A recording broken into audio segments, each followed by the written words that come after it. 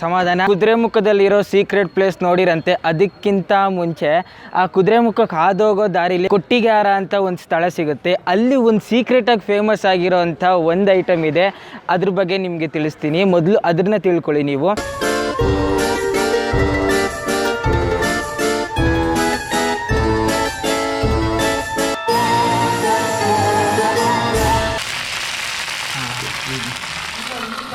ಎರಡು ರೂಟ್ ಇದೆ. ನೀವು ಕುದುರೆಮುಖದಿಂದ ಚಿಕ್ಕಮಂಗ್ಳೂರಿಗೆ ಹೋದರೆ ಒಂದು ಕೊಟ್ಟಿಗೆಹಾರ ರೂಟ್ ಇದೆ, ಇನ್ನೊಂದು ಬಾಳೆಹೊನ್ನೂರು ರೂಟ್ ಇದೆ. ಬಟ್ ನೀವು ಕೊಟ್ಟಿಗೆಹಾರ ರೂಟಿಂದ ಬಂತು ಅಂದರೆ ಈ ಕೊಟ್ಟಿಗೆಹಾರದ ನೀರು ದೋಸೆನೇ ನೀವು ತಿನ್ಕೊಂಡು ಹೋಗ್ಬೋದು. ಅಷ್ಟು ಫೇಮಸ್ ಈ ನೀರು ದೋಸೆ. ನೀರು ದೋಸೆ ಬರೀ ತುಳುನಾಡು ಅಥವಾ ಉಡುಪಿ ಸೈಡಲ್ಲಿ ಮಾತ್ರ ಅಲ್ಲ, ಈ ಕೊಟ್ಟಿಗೆಹಾರದಲ್ಲೂ ತುಂಬಾ ಫೇಮಸ್ಸು. ನಾನು ಸುತ್ತ ನೋಡ್ತಾ ಇದ್ರೆ ಎಲ್ಲ ಕಡೆನೂ ಅಷ್ಟೇ ಬರೀ ಹೋಟೆಲ್ಗಳೇ ತುಂಬಿಕೊಂಡಿದೆ. ನೀವು ಆ ರೂಟಲ್ಲಿ ಹೋದ್ರೂ ಹೋಟೆಲ್ ಸಿಗುತ್ತೆ. ನನ್ನ ಹಿಂದೆ ಈ ಕಡೆ ಕಾಣ್ತಿರೋದು ನಿಮಗೆ ಕೊಟ್ಟಿಗೆಹಾರದ ಬಸ್ ಸ್ಟಾಪು. ಕೊಟ್ಟಿಗೆಹಾರದ ಬಸ್ ಸ್ಟಾಪ್ ಸುತ್ತಮುತ್ತ 43 ಹೋಟೆಲ್ಗಳಿದೆ. 43 ಹೋಟೆಲಲ್ಲಿ ನೀವು ಯಾವ ಹೋಟೆಲ್ಗಾದರೂ ಹೋಗಿ ನೀರು ದೋಸೆ ಸಿಗುತ್ತೆ. ನಾನು ಯಾವ್ದಾರು ಒಂದು ಚೂಸ್ ಮಾಡ್ಕೊಳ್ಳೋಣ ಅಂದರೆ ಈ ಹೋಟೆಲಲ್ಲಿ ಹೋಗಿ ನೀರು ದೋಸೆಯನ್ನು ಸವಿಯೋಣ ಅಂತಿದ್ದೀನಿ. ಆ ಸೀಕ್ರೆಟಾಗಿ ಫೇಮಸ್ ಆಗಿರೋವಂಥ ನೀರು ದೋಸೆಯನ್ನು ಸವಿಯೋಣ ಬನ್ನಿ. ನೀರು ದೋಸೆ ಬಾಣಲಿ ಇದು. ನೀವು ಎಲ್ಲ 43 ಹೋಟೆಲ್ಗೆ ಹೋದರೂ ಈ ಬಾಣಲಿಯಿಂದನೇ ಹಾಕ್ಕೊಡ್ತಾರೆ ನಿಮಗೆ ಆ ನೀರು ದೋಸೆ. ಸ್ಪೆಷಲಾಗಿ ಸಿಗುತ್ತೆ. ಆ್ಯಕ್ಚುಲಿ ನೀರು ದೋಸೆ ಏನಂತಂದರೆ ಅದರಲ್ಲಿ ಏನು ಜಾಸ್ತಿ ಇಂಗ್ರೀಡಿಯೆಂಟ್ಸ್ ಇರೋಲ್ಲ.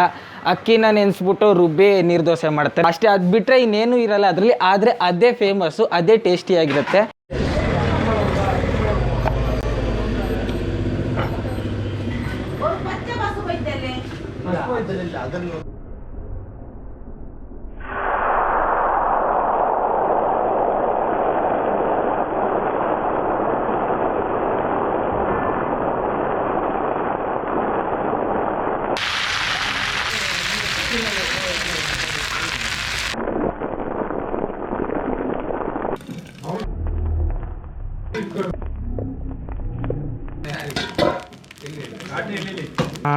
ಈಗ ತಾನೇ ನೀರು ದೋಸೆ ಹಾಕಿದ್ದಾರೆ. ಈಗ ಅದನ್ನು ಮೇಲೆ ತೆಗಿತಾ ಇದ್ದಾರೆ. ಹಿಂಗೆ ಸಿಗುತ್ತೆ ನಿಮಗೆ, ತೆಳ್ಳಗಿರುತ್ತೆ ನೀರು ದೋಸೆ. ಒಂದು ನೀರು ದೋಸೆ ಇಲ್ಲಿ ಹಾಕಿದ್ದಾರೆ. ಈಗ ಇನ್ನೊಂದು ನೀರು ದೋಸೆ ಓಪನ್ ಮಾಡಿ ಹಾಕ್ತಾ ಇದ್ದಾರೆ. Let's go. ಓಕೆ, ಬಿಸಿ ಬಿಸಿ ನೀರು ಜೊತೆ ಈ ಸ್ಪೆಷಲ್ ಚಟ್ನಿ. ಇದು ನೀರು ಚಟ್ನಿ ಥರ ಇದೆ. ಏನು ಸಾಂಬಾರು ಇದು?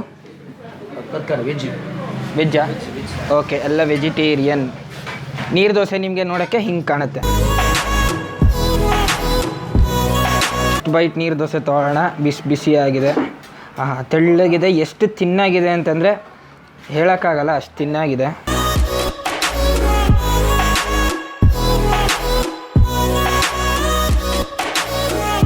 ಸಾಂಬಾರು ಜೊತೆ ಒಂಥರ ಸ್ಪೆಷಲ್ ಆಗಿದೆ ತಿನ್ನೋಕ್ಕೆ. ಕಾಮನ್ನಾಗಿ ನೀರು ದೋಸೆ ಜೊತೆ ತೆಂಗಿನಕಾಯಿ ಚಟ್ನಿ ಅಂದರೆ ವೈಟ್ ಚಟ್ನಿ. ಆದರೆ ಇಲ್ಲಿ ಬೇರೆ ಥರ ಸ್ಪೆಷಲ್ ಚಟ್ನಿ ಸಿಗುತ್ತೆ. ಇಲ್ಲಿ ಒಂದು ದೋಸೆನೇ ನೀವು ಒಂದು 5 ಸೆಕೆಂಡಲ್ಲಿ ಖಾಲಿ ಮಾಡಿಬಿಡ್ಬೋದು. ಅಷ್ಟು ತೆಳ್ಳಗಿದೆ ಮತ್ತು ಅಷ್ಟೇ ಟೇಸ್ಟಿಯಾಗಿದೆ. ಸುಮಾರು ಒಂದು 50-60 ವರ್ಷಗಳಿಂದ ಈ ಮೂಡಿಗೆರೆಯಲ್ಲಿ ಈ ನೀರು ದೋಸೆ ಫೇಮಸ್.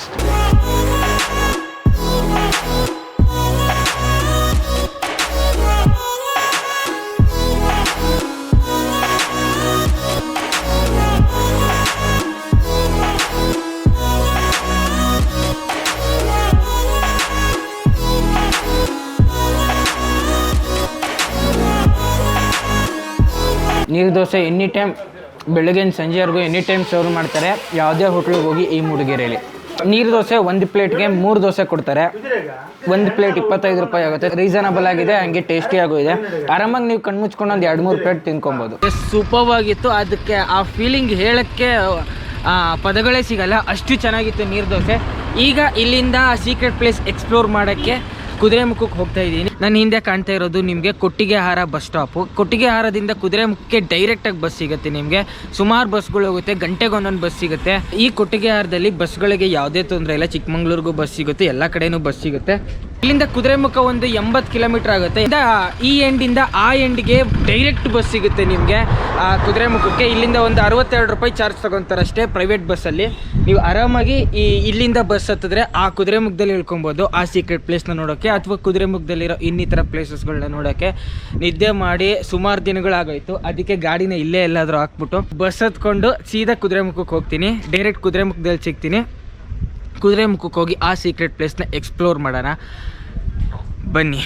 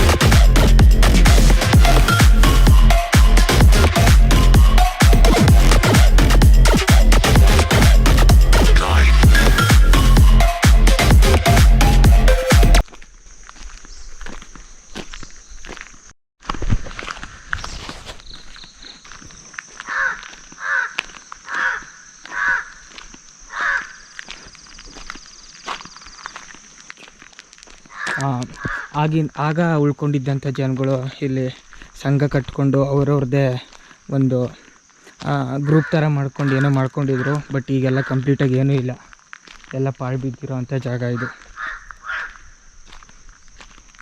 ಮತ್ತು ನೀವು ಇಲ್ಲಿ ನೋಡ್ತಿದ್ರೆ ಇದು ಬಾಸ್ಕೆಟ್ಬಾಲ್ ಗ್ರೌಂಡ್ ಆಗಿತ್ತು ಒಂದು ಕಾಲದಲ್ಲಿ. ಆದರೆ ಈಗ ಆ ಪ್ಲೇಯರ್ಸ್ಗಳು ಇಲ್ದಿರ ಬಾಸ್ಕೆಟ್ಬಾಲ್ ಗ್ರೌಂಡ್ ಅನಾಥವಾಗಿದೆ.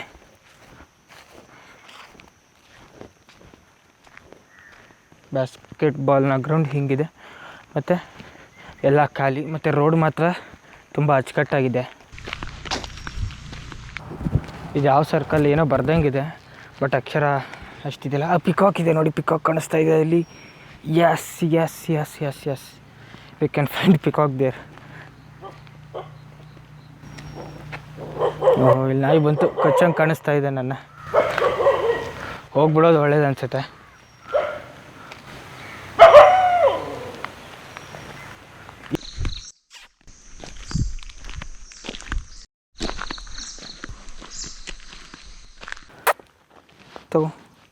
ತಗೋ ನೀನು ತಿನ್ನು, ತಗೋ. ಫ್ರೆಂಡ್ಸ್ ಮಾಡ್ಕೊಂಬಿಟ್ಟೆ ಬಿಸ್ಕೆಟ್ ಹಾಕಿ ನಾಯಿಗೆ. ಈಗ ನನ್ನ ಹಿಂದೆ ಬರುತ್ತೆ. ಸದ್ಯ ಈ ನಿರ್ಜನ ಪ್ರದೇಶದಲ್ಲಿ ನಂಗೆ ಕಂಪ್ನಿ ಸಿಕ್ದಂಗೆ ಆಯಿತು. ಇಲ್ಲೆಲ್ಲ ಜನಗಳು ಕ್ವಾರ್ಟರ್ಸ್, ಮುಂಚೆ ಜನಗಳು ಉಳ್ಕೊಳ್ತಾ ಇದ್ದಿದ್ದು ಜಾಗ ಇದು. 20 ವರ್ಷಗಳ ಹಿಂದೆ ಸುಮಾರೊಂದು 5,000 ಜನ ವಾಸ ಮಾಡ್ತಾ ಇದ್ದಂಥ ಜಾಗ ಇದು. ಆದರೆ ಲಿಟ್ರಲಿ ಈಗ ಎಲ್ಲ ಖಾಲಿ ಖಾಲಿ ಖಾಲಿ. ಸುಮಾರು 100 ಕ್ವಾರ್ಟರ್ಸ್ ಇದೆ, ಫುಲ್ ಖಾಲಿ. ಈ ಕಡೆ ಎಲ್ಲ ಕಾಡು ಪ್ರದೇಶ, ಮತ್ತು ಈ ಕಡೆ ಗುಡ್ಡದ ಮೇಲೆ ಎಲ್ಲ ಕ್ವಾರ್ಟರ್ಸ್ಗಳನ್ನ ಕಟ್ಟಿದ್ದಾರೆ. ನೆಟ್ವರ್ಕ್ ನೋಡ್ತೀರಾ ಅಂದರೆ ನೆಟ್ವರ್ಕ್ ಕಂಪ್ಲೀಟಾಗಿ ನೆಟ್ವರ್ಕ್ ಇಲ್ಲ ಇಲ್ಲಿ. ಇಲ್ಲಿ ನೋಡ್ತಿದ್ದೀರಾ ಕುದುರೆಮುಖ ಗೌರ್ಮೆಂಟ್ ಹಾಸ್ಪಿಟ್ಲು. ಇದು ಕುದುರೆಮುಖ ಗೌರ್ಮೆಂಟ್ ಹಾಸ್ಪಿಟ್ಲು, ಆದರೆ ಜನ ಇಲ್ದಿರ ಖಾಲಿ ಹೊಡಿತಾ ಇದೆ.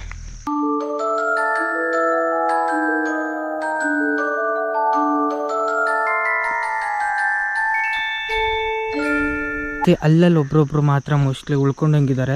ಅಲ್ಲಿ ಗಾಡಿ ನಿಲ್ಸಿರೋದು ನೋಡಿದೆ, ಒಂದು ಕಾರ್ ನಿಲ್ಸಿದ್ದಾರೆ.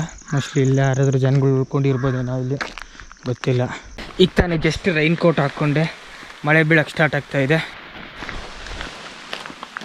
ಅಲ್ಲೊಂದು ಸ್ಪೆಷಲ್ ಇದೆ ನಿಮಗೆ.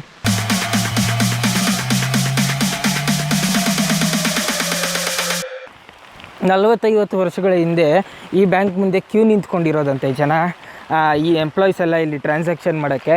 ಆದರೆ ಈಗ ಕಂಪ್ಲೀಟಾಗಿ ಖಾಲಿ ಹೊಡಿತಾ ಇದೆ ಈ ಬ್ಯಾಂಕ್. ಪಾಳು ಬಿದ್ದಿರೋಂಥ ಗೇಟು ಎಲ್ಲ ಫುಲ್ ಹೋಪ್ಲೆಸ್ ಆಗಿದೆ. ಮತ್ತು ಎಲ್ಲ ಮರ ಗಿಡಗಳ ಎಲೆಗಳೆಲ್ಲ ಅಲ್ಲಲ್ಲೇ ಉದುರೋಗಿದೆ. ಕೆನರಾ ಬ್ಯಾಂಕ್ ನಿಮಗೆ ಈ ರೀತಿ ಕಾಣೋಂಗೆ ಸಿಗ್ತಾಯಿದೆ. 20 ವರ್ಷಗಳಿಂದ ಬೀಗ ಜಡ್ದಿದ್ದ ಬ್ಯಾಂಕು ಇದುವರೆಗೂ ಓಪನ್ ಆಗಿಲ್ಲ. ನಿಮ್ಗೆ ಒಳಗಡೆ ತೋರಿಸ್ತೀನಿ. ಒಂದು ಥರ ಭಯ ಆಗುತ್ತೆ, ಯಾಕಂದರೆ ಒಳಗಡೆ ಏನಾದರೂ ಹಿಂಗೆ ಕಿಟಕಿ ಓಪನ್ ಮಾಡಿದ ತಕ್ಷಣ ಅಲ್ಲಿಂದ ಯಾರಾದರೂ ಕೈ ಹಾಕ್ಬಿಟ್ರೆ ಹೆಂಗಿರುತ್ತೆ ನೆನೆಸ್ಕೊಳ್ಳಿ. ಓಹ್, ಈ ಕಡೆ ಯಾರು ಈ ಕಡೆ ಇಲ್ಲ ಅನಿಸುತ್ತೆ. ಈ ಕಡೆ ನೋಡಿ ತೋರಿಸ್ತೀನಿ ನೋಡಿ ನಿಮ್ಗೆ.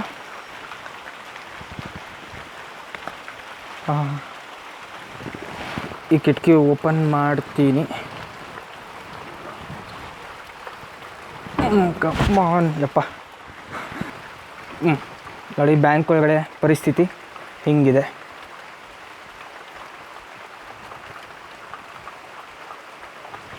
ನೋಡಿ ATM ಕಾರ್ಡುದಾರರ ಗಮನಕ್ಕೆ, ಅಯ್ಯೋ ಬ್ಯಾಂಕೇ ಕ್ಲೋಸ್ ಆಗಿದೆ, ಏನೇನು ATM ತೊಗೊಂಡು ಬನ್ನಿ. ಮತ್ತು ಬ್ಯಾಂಕಿನ ಸುತ್ತಮುತ್ತ ನಿಮಗೆ ಹಿಂಗೆ ಕಾಣಿಸುತ್ತೆ.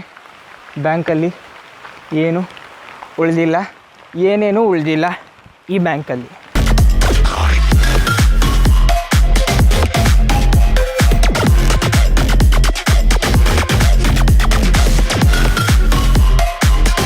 ಈ ಬ್ಯಾಂಕು ಯಾವ ಸ್ಥಿತಿಲಿದೆ ಅಂತ ನಾವೀಗ ನೋಡಿದ್ವಿ. ಈ ಬ್ಯಾಂಕೇ ಈ ಥರ ಸ್ಥಿತಿಲಿದ್ರೆ ಮತ್ತು ಇಲ್ಲಿನ ಸುತ್ತಮುತ್ತಲಿನ ಏರಿಯಾ ಇನ್ನೆಂಗಿರ್ಬೋದು ನೀವೇ ತಿಳ್ಕೊಬೋದು ಒಂದ್ಸಲ. ಅಷ್ಟು ನಿರ್ಜನವಾಗಿ, ಅಷ್ಟು ನಿಗೂಢವಾಗಿ ಈ ಪ್ಲೇಸು ಇರೋವಂಥದ್ದು. ಬ್ಯಾಂಕ್ ಅಲ್ಲಿದೆ. ಬ್ಯಾಂಕಿನ ಪಕ್ಕ ಹಾಗೆ ನಾವು ನಡ್ಕೊಂಡು ಹೋದರೆ ಬ್ಯಾಂಕು ಪಕ್ಕನೇ ನಿಮ್ಗೆ ಒಂದು ಕ್ವಾರ್ಟರ್ಸ್ ಕಾಣಿಸುತ್ತೆ. ಇದು ಕ್ವಾರ್ಟರ್ಸ್ ಅಲ್ಲ, ಇದು ಒಂದು ಬ್ಯಾಂಕ್, MNC ಬ್ಯಾಂಕ್ ಇದು. ಮೋಸ್ಟ್ಲಿ ನಾನು ಎಲ್ಲೂ ಕೇಳೇ ಇಲ್ಲ ಈ ಥರ ಬ್ಯಾಂಕು ಇದೆಯಾ ಅಂತ. ಫುಲ್ ಕಂಪ್ಲೀಟಾಗಿ ಮುಚ್ಚೋಗಿದೆ ಅನಿಸುತ್ತೆ ಈ MNC ಬ್ಯಾಂಕು. ನಾನು ಎಲ್ಲೂ ಕೇಳಲೇ ಇಲ್ಲ, ಇದೇ ಫಸ್ಟ್ ನೋಡ್ತಾ ಇರೋದು.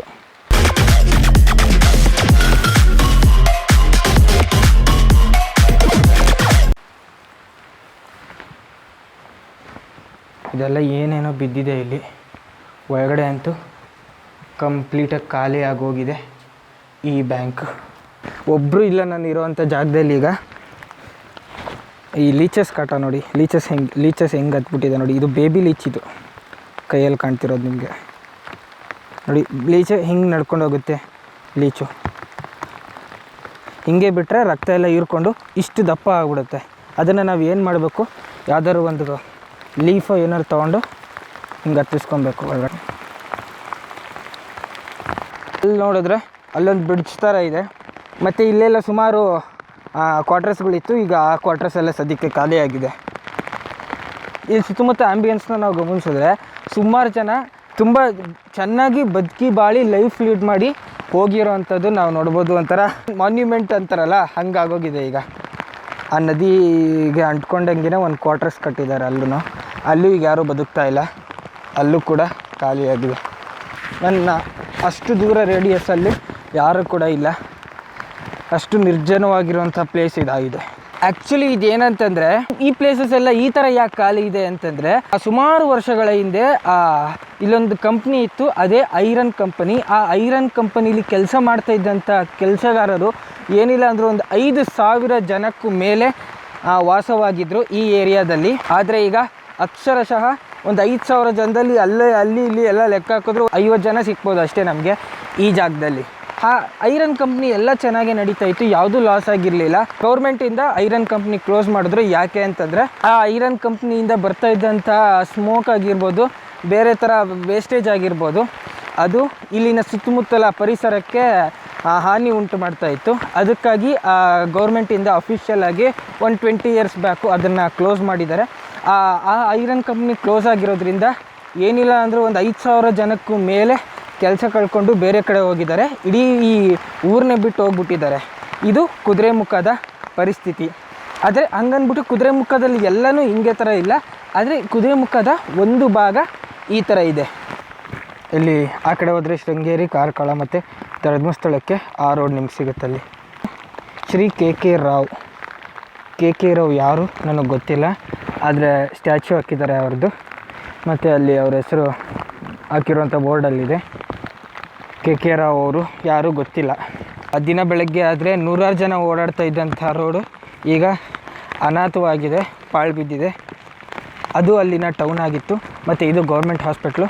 ಮತ್ತು ಅಲ್ಲಿ ನೋಡಿದ್ರೆ ಕುದುರೆಮುಖ ಬಸ್ ಸ್ಟ್ಯಾಂಡ್ ಅಲ್ಲಿದೆ. ಇಲ್ಲೂ ಕೂಡ ಸುಮಾರು ವರ್ಷಗಳ ಹಿಂದೆ ಸುಮಾರು ಕೆಲಸ ನಡೀತಾ ಇತ್ತು, ಕ್ಲೋಸ್ ಆಗಿದೆ, ಕಂಪ್ಲೀಟಾಗಿ ಕ್ಲೋಸ್ ಆಗಿಬಿಟ್ಟಿದೆ.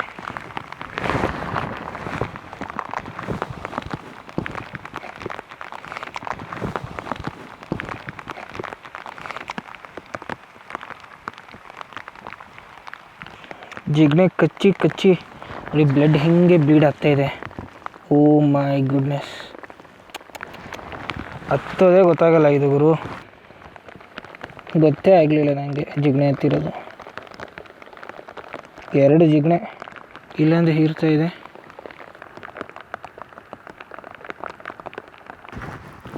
ಇಲ್ಲೊಂದು ಹೋಟೆಲ್ ಇದೆ, ಇದು ಕ್ಲೋಸ್ ಆಗಿ ಸುಮಾರು ವರ್ಷಗಳೇ ಆಗೋಯ್ತು.